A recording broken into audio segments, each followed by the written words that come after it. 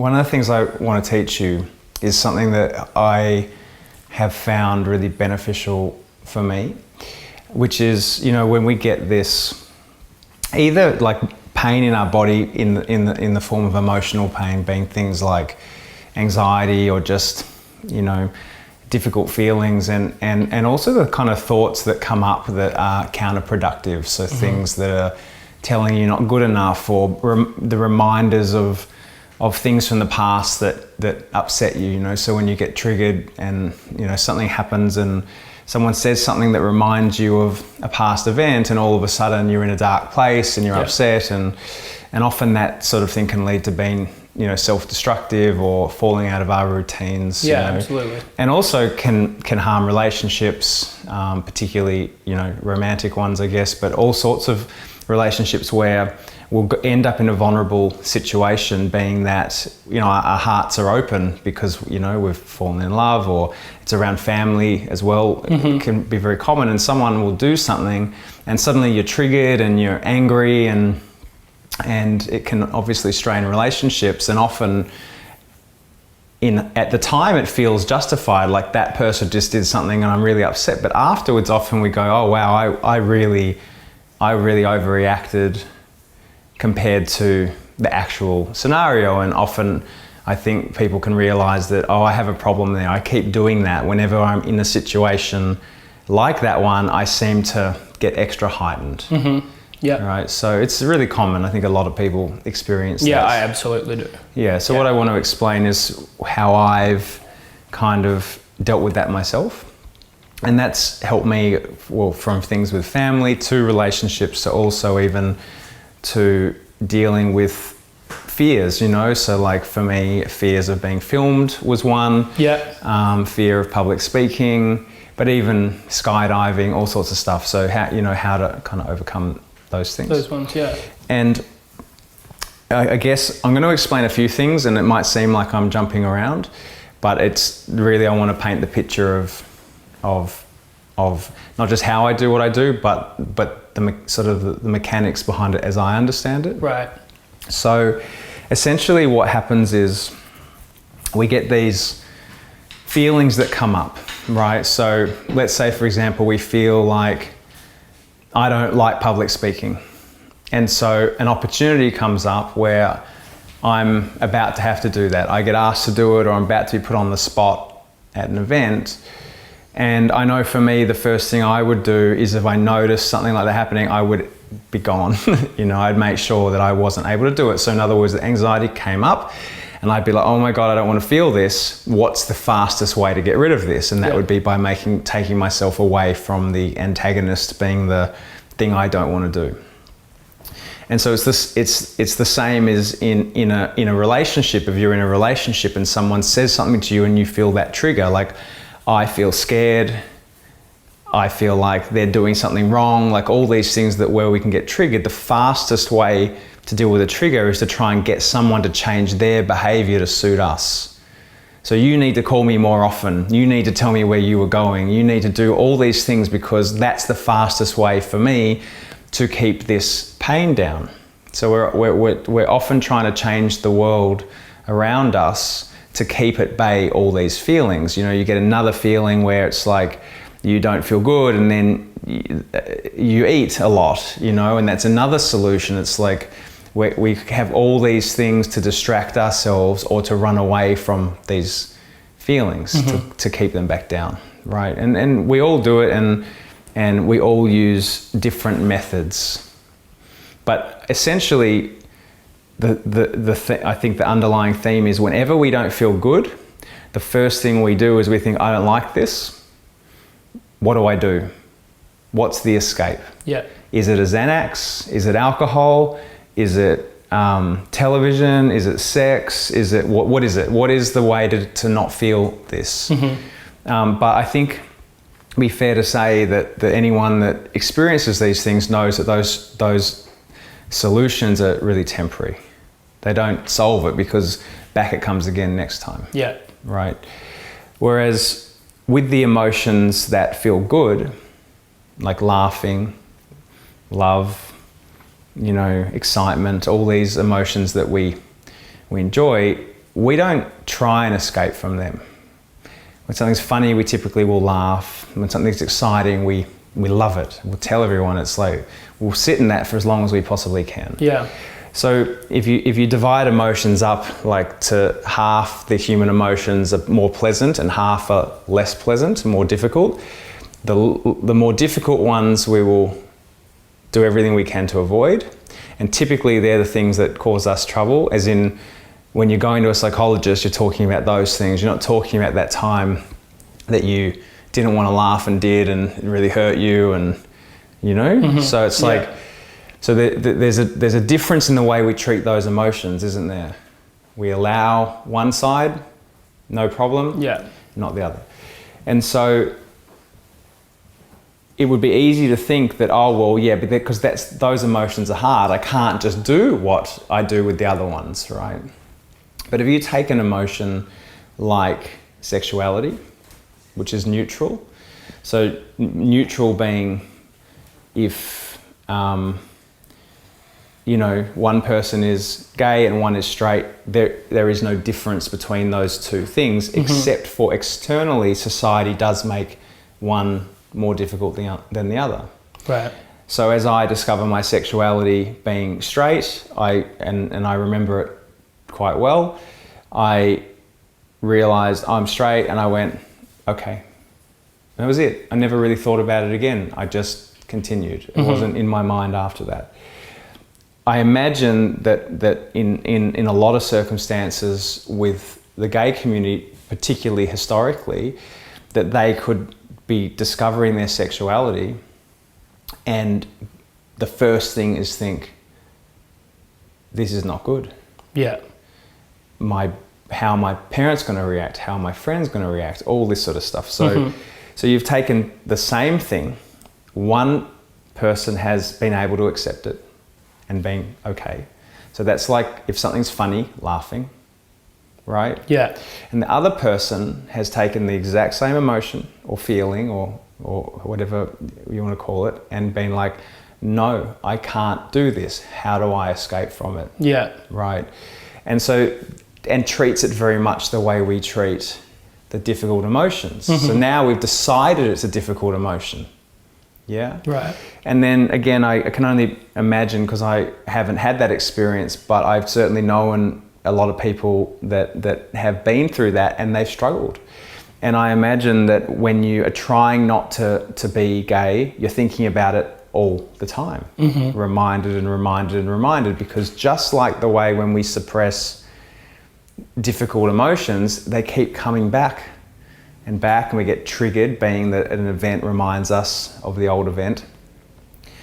And until the point where they finally decide, no, this is who I am, I'm going to allow it, then I imagine that at that point, they tip over into where someone like me is, into I don't think about that, I'm just gay, or I'm just whatever.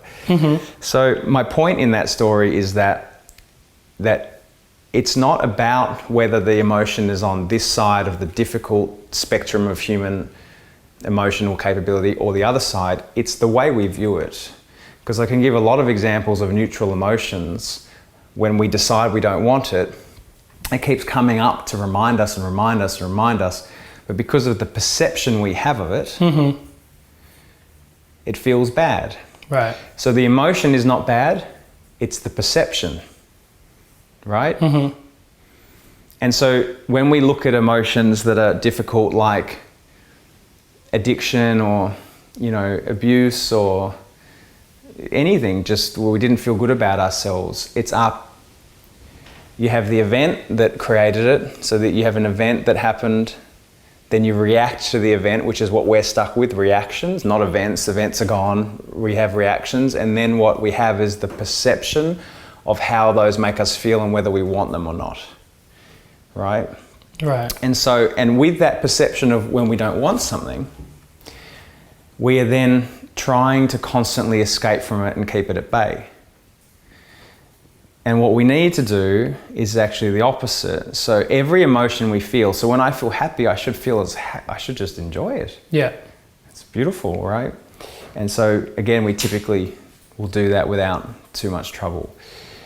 when I feel the bad one come up, my current response, if I'm suppressing it, would be, I feel the emotion, I need some chocolate right now to distract me, to give me some joy. I got my little receptors in my brain loving the chocolate, so I'm now distracted. But you can use anything to distract yourself. So I even would argue that even something as good as meditation can be used to escape if your attitude is for escape, because it's like, if you're like having trouble with your sexuality, just coming back to that example, and you're meditating to try and clear your mind to forget your sexuality, you have not solved the sexuality issue. Does that make sense? So meditation is great, but when it comes to emotion, it's really important, and the attitude is correct. And the attitude needs to be that every emotion I feel needs to be honored. And to honor emotion, we just need to feel it without judging it. So essentially what all this historic emotion is it's you from the past. So it's things that have happened to you, so you've had events and you've reacted. And then you haven't been able to honor that reaction. And so what happens is it comes up, and at the moment we know we escape. What you need to do is, when you have emotion, is you need to think of it like if this room is your brain, and you're sitting there as the conscious awareness in the brain, and in walks you as a 12-year-old and says, I was at school today and someone was really mean to me, and everyone was teasing me, and I felt really scared, and I felt a bit afraid, like I was being pushed around a little bit, and I was scared, and no one was supporting me and whatever, and you say to that emotion, stop right there, I do not want to hear this anymore. I'm going to go and meditate so I don't have to hear you. Or I'm going to eat a pizza to distract myself from you. Or I'm going to watch TV. Or I'm going to take the Xanax. Or I'm going to do whatever, right? And so that emotion is like, the little version of you is like, but I need to express this. And you're like, no, I don't want to hear it.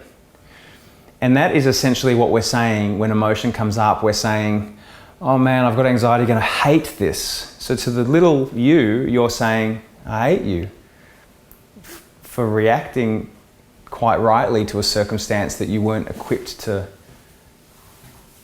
handle with ease, which is okay, So, and we do this all the time. So this emotion is coming up innocently to be processed. It's like, hey, I need to be processed. And we're like, no, I hate you.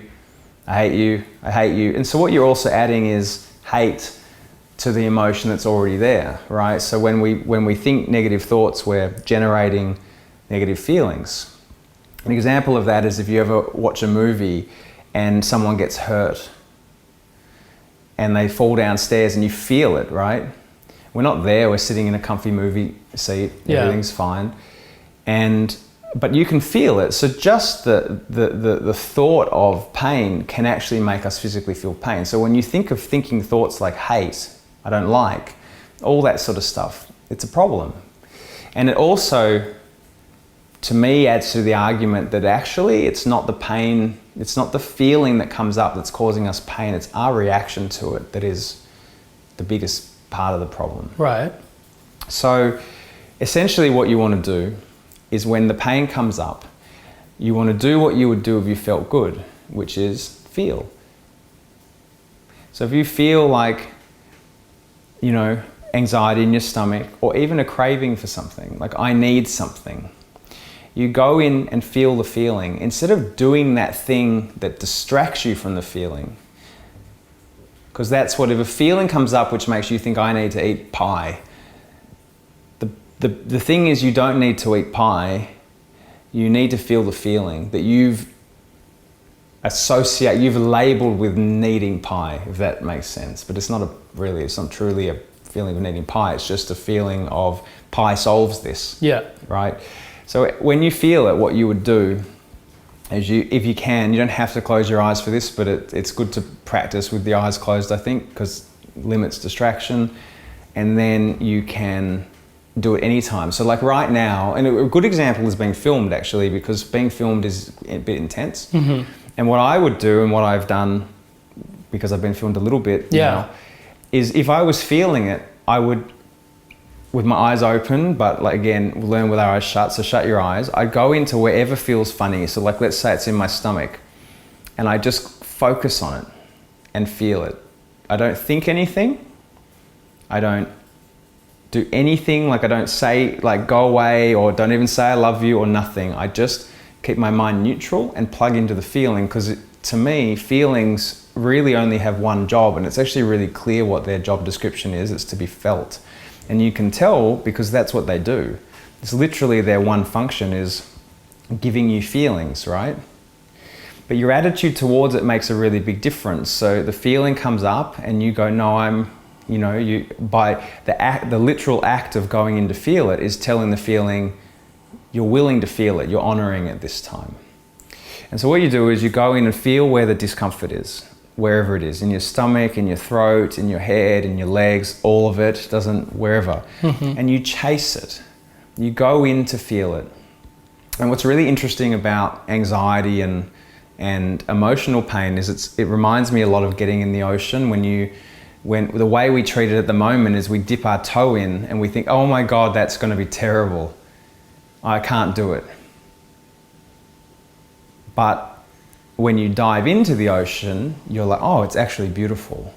And emotion is exactly the same. It's the anticipation of how bad it is that is the entire problem. And so when you actually just feel it, you realize, oh, this actually doesn't even feel like almost anything. But I thought it was so bad, and it's really not. And so anytime you feel anything, like even when you're feeling like hard on yourself, which can be just one example of maybe you had someone in your life that was particularly hard on you, and at a young age that's programmed thought patterns, not being good enough, or all these sorts of things. And so it's the same thing when you go in and just be present in those feelings instead of agreeing with them and continuing that programming. You just go in and feel it. So if I'm in a particularly negative mood, and usually that will be associated with like a heavy feeling in the head and a bit dark, I'll just go into the feeling, into the darkness, and just feel it. And for me, it's been remarkable. Okay.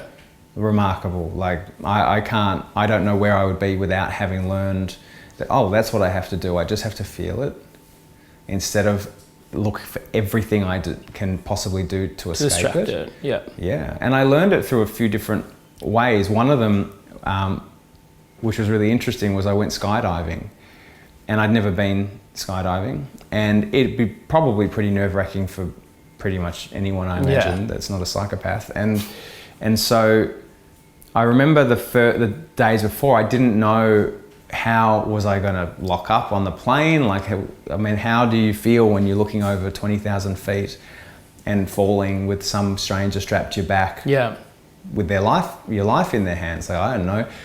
And so it was really interesting. The days before, I was definitely feeling nervous. And part of me was like, don't do it, right? But I kept moving forward.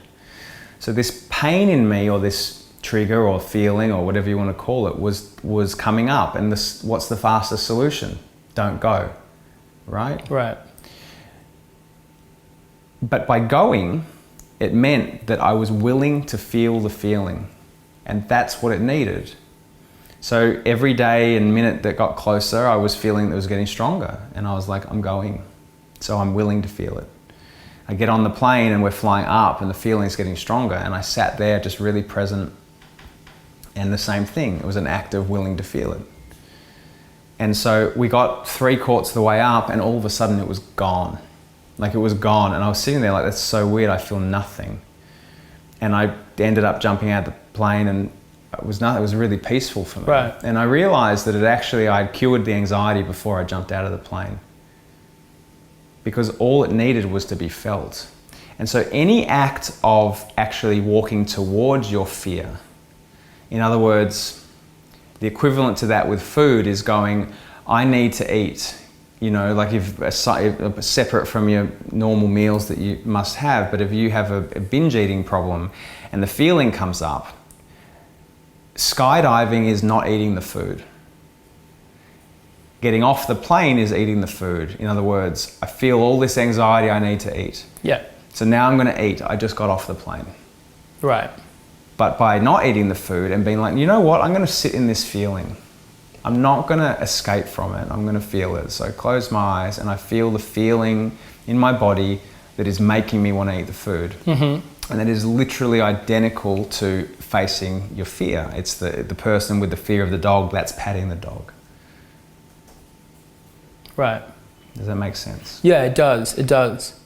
I always think like something like anxiety, which I suffer from slightly, that it's something that you have to get rid of, and you don't, like, it's something you shouldn't have. Yeah. So dealing with it like that, is that, should I just continue to deal with anxiety in that manner, or is it something no, so to exactly get rid what of? you just said is kind of my point. So when little you walks into the room and hears you say that because you're calling anxiety past emotion, right? Right. It's the word for it. And you're saying to it, I shouldn't have you. Yeah. But you do. Yeah. But you do, right? So Right. to say you shouldn't, it's too late. You do. Right. Unless you have a time machine and you can go back and react differently to these events from the past. So the words I shouldn't is like wishing for a different current state. That's already a problem, because it's like going, I have anxiety, now I'm upset about the anxiety. So you've got two problems, the anxiety and your new reaction. So you've got an old reaction and now you've got a new reaction, right? So it's like you're piling up the problems. Right. Instead, you've got to go, I have anxiety. Fact. Now, how do I deal with it in a way that gives it what it needs so it doesn't need to keep haunting me? Just like no funny joke ever haunted you. Yeah.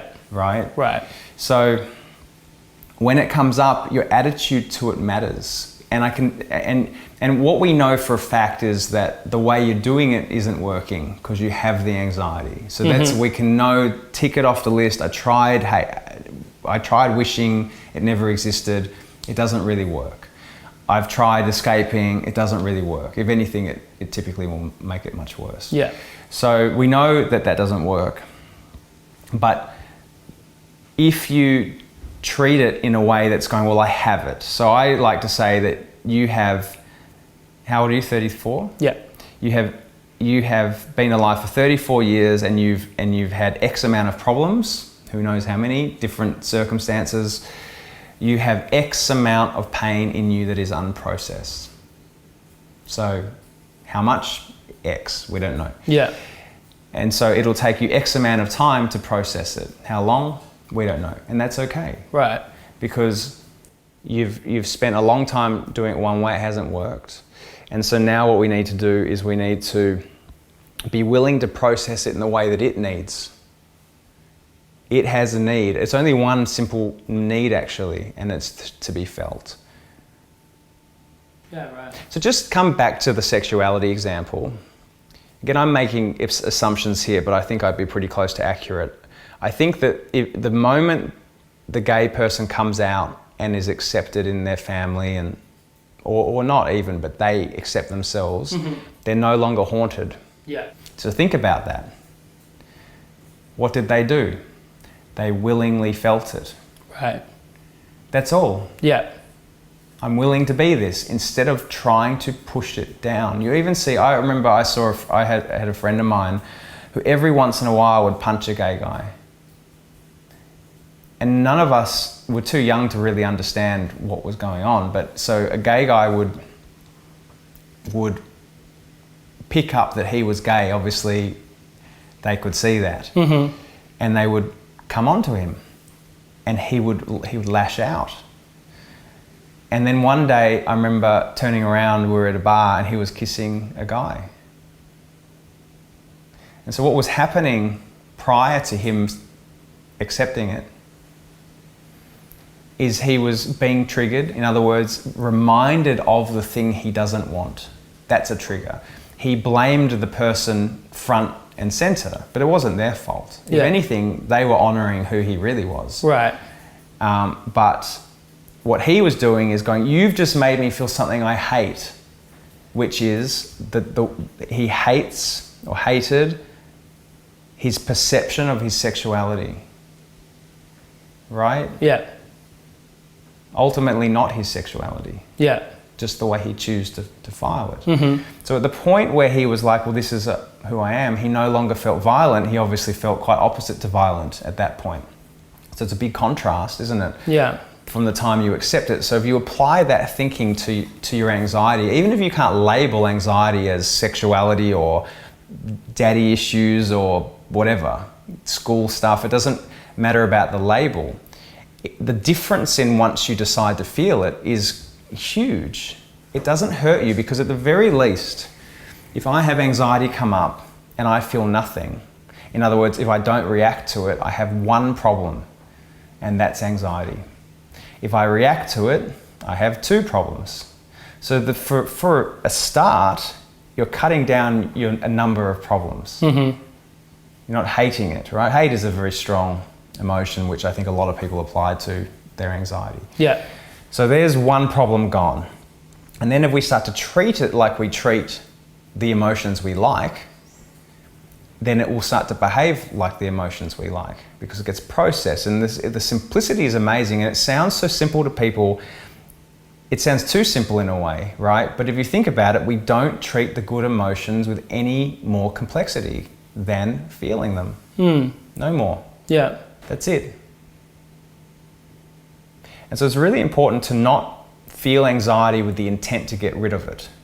You feel it because it's the right thing to do by the historical pain.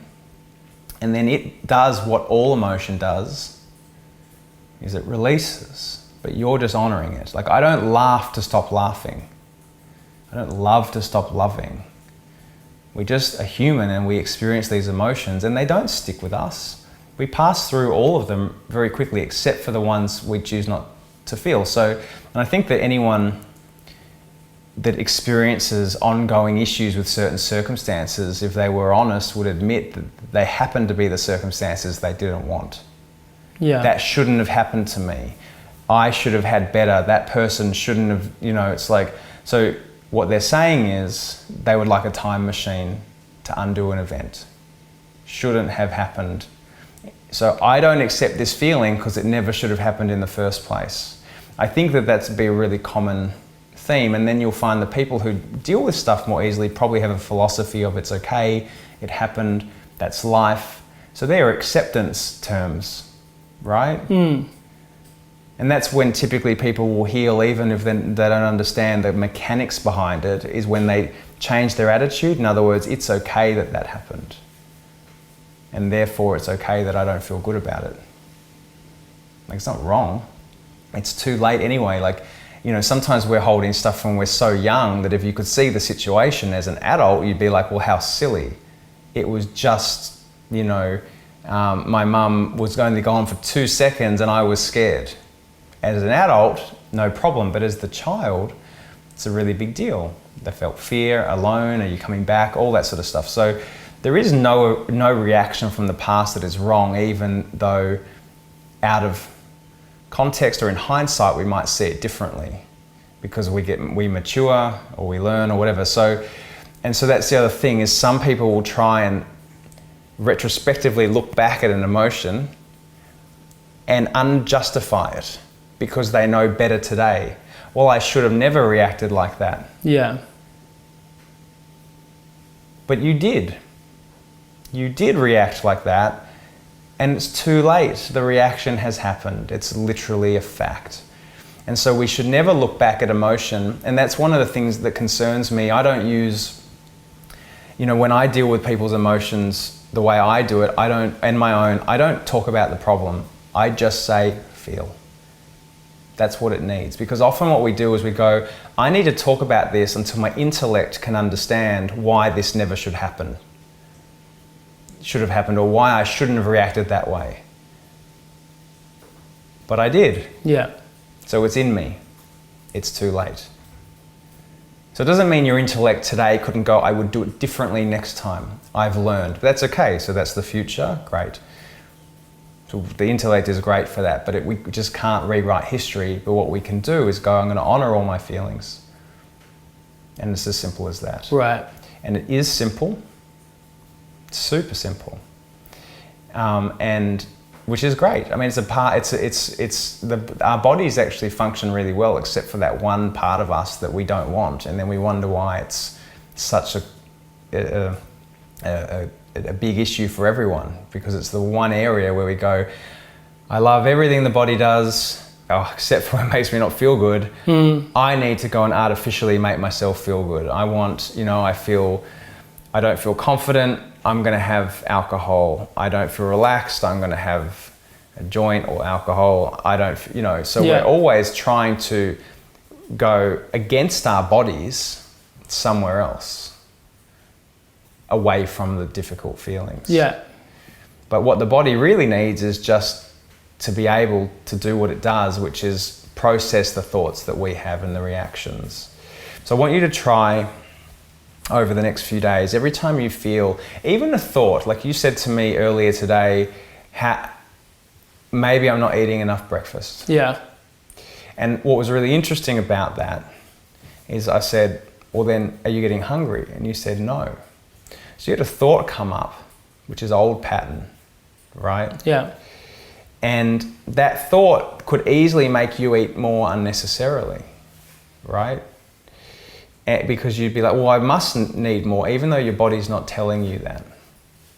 And so what you do to try and check, I guess, what is real from what isn't, is whenever you have a pattern that could well be a self-destructive pattern, just feel it. Because again, it can be old emotion that you've labeled, eat when this emotion comes up. Drink when this emotion comes up. Get angry when this emotion comes up. So you trigger me and bring up pain from the past, or my girlfriend says something to me that then reminds me of something from my childhood. Now I'm mad at her. And all she did was act normal and I got triggered. So that's my equivalent to escape from that, you know. So whenever you feel any feeling that, let's call it a feeling that doesn't, I don't want to say bad, because bad is already the wrong label for emotions that are actually naturally part of our survival.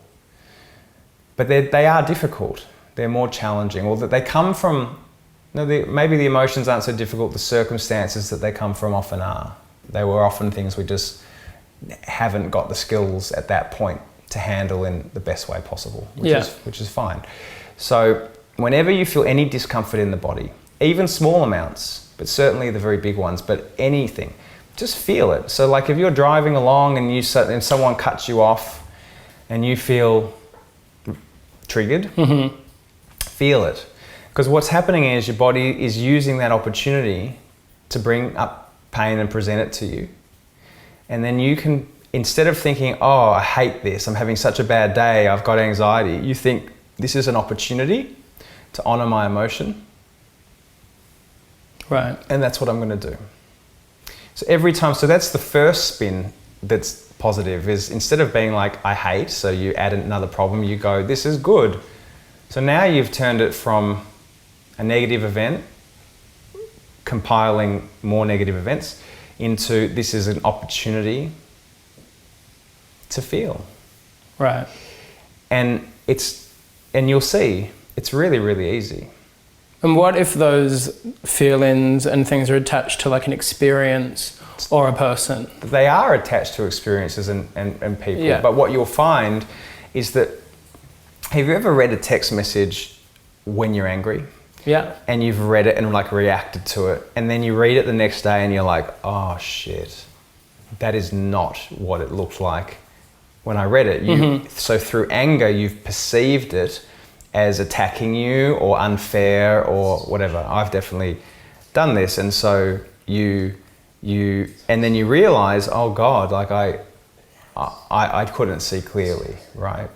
And so when you are in a situation associated with someone or whatever, is what you want to do is you want to clear out any part of your current perception that's historical pain. Right. Because it's skewing our view. Mm-hmm. So even if you're in the middle of a fight with someone, that's the first time to do it, because maybe you're not fighting with them at all. Yeah. You've got old pain has come up, your perception has completely changed.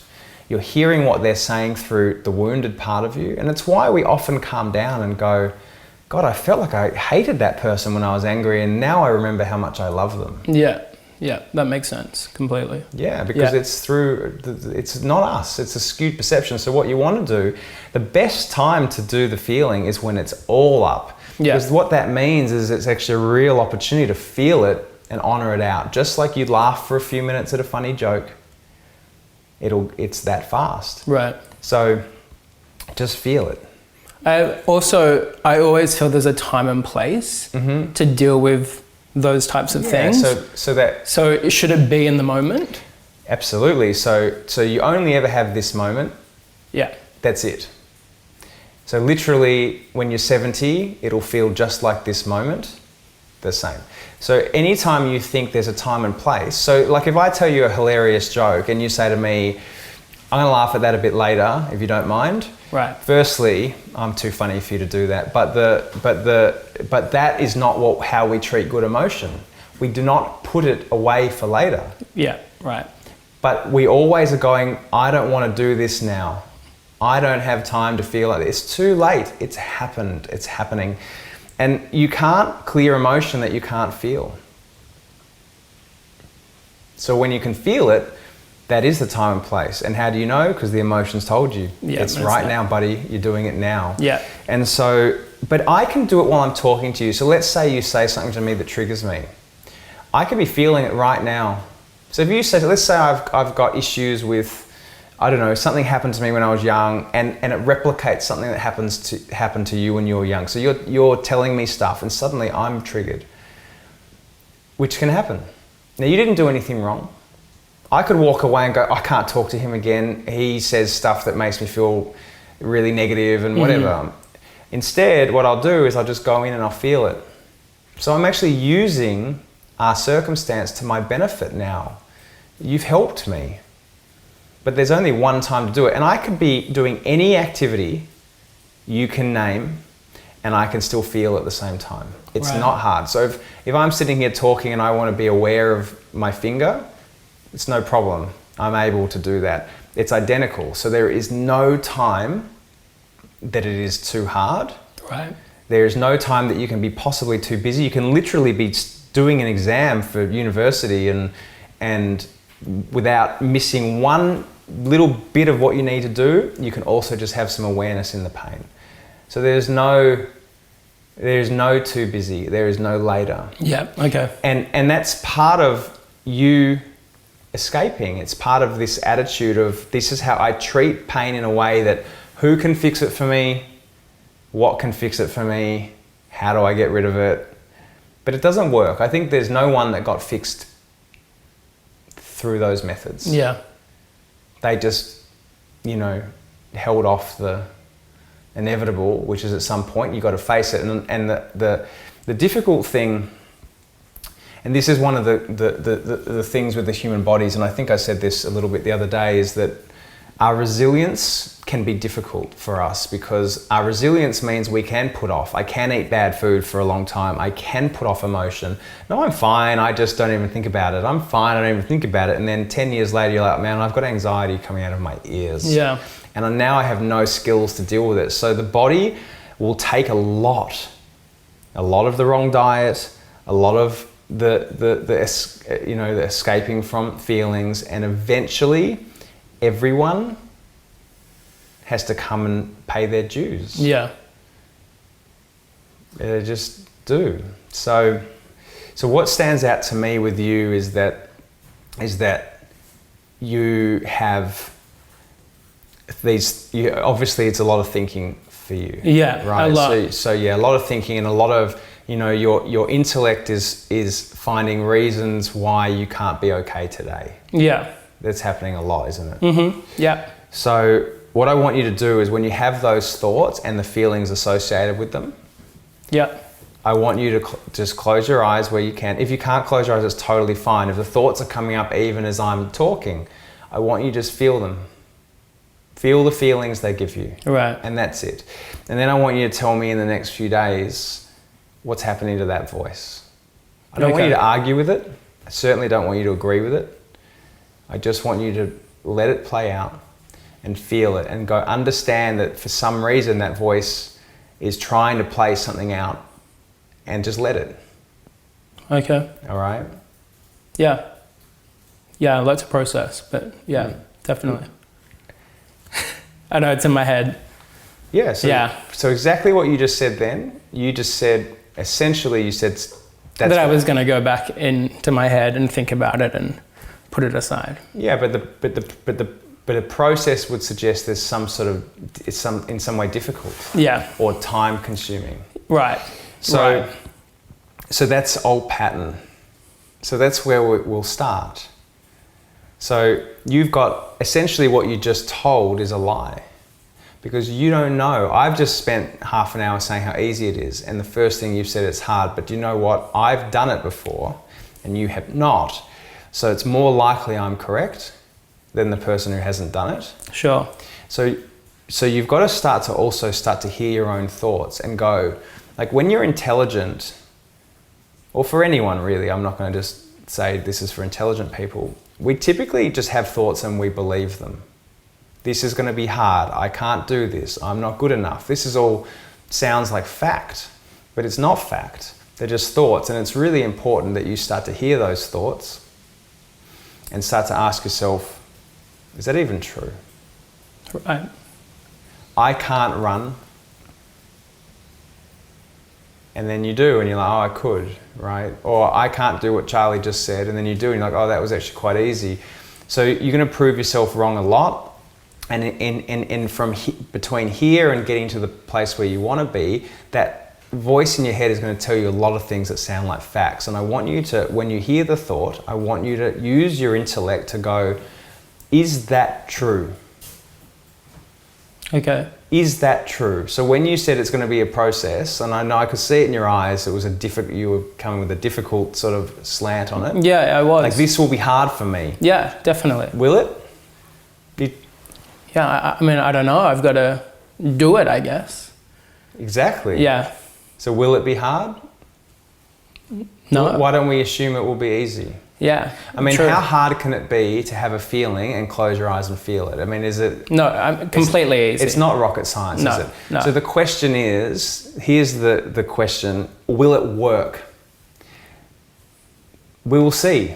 Yeah. Because to me it's a mechanical process, I don't need you to even be positive or negative about it. I need you to just go, well, the process is actually easy. Let's see what the results are. Right. I don't want you to pretend it worked if it didn't, just like I wouldn't want you to pretend you felt good from food that didn't make you feel good. Yeah. Right? Sure. But I don't want you to assume anything will be hard when you don't know. Okay. I see it all the time. Like sometimes someone will say, why don't you eat gluten? And I'll say, well, this is why I don't eat it. And they'll go, I couldn't live without gluten.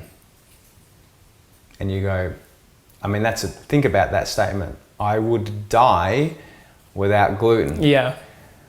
And they're the kind of statements, it's a little bit like what you just said. Yeah, absolutely. It's in the same category of going, is that true? Or did your thoughts just put a barrier up that's completely false? Yeah. Right? Yeah, 100%. So the hope is that what I've just said to you works. Time will tell. Yeah. We know it's easy because it's the simplest thing in the world to do. And then we just see the results. But I want you to start hearing your thoughts because, you know, what we don't want, we have all these random thoughts that come up all the time. We don't want to believe all of them. We want to be able to use our mind positively and not continue these old patterns, this old programming that's in your head that's come from, you know, many, many, many different experiences. And so by hearing your thoughts, and when your thoughts say, I can't do this, running is the best example because I find all the time, it's like, I can't go any further, and then you can. If I believe the thought, I stop. Yeah. And I'll go and I couldn't go any further. And if I don't, I'll keep going. And then what happens is next time I run further. Because I know I can do it now, right? But when I believed it, I would say, no, I can only ever run 4 kilometers, that's my limit. Because every time my head says, that's it. Yeah. So the more you listen to the voice in your head instead of believing it, the more of those barriers you'll break. The more things you'll try, you know. So, and it's beautiful. Like when you get to the point where you just hear your thoughts and you go, not true. Yeah. Not true. You know, like it's incredible. Okay. Yeah, I'll try that. Okay. Yeah. Cool. Cool. Thanks.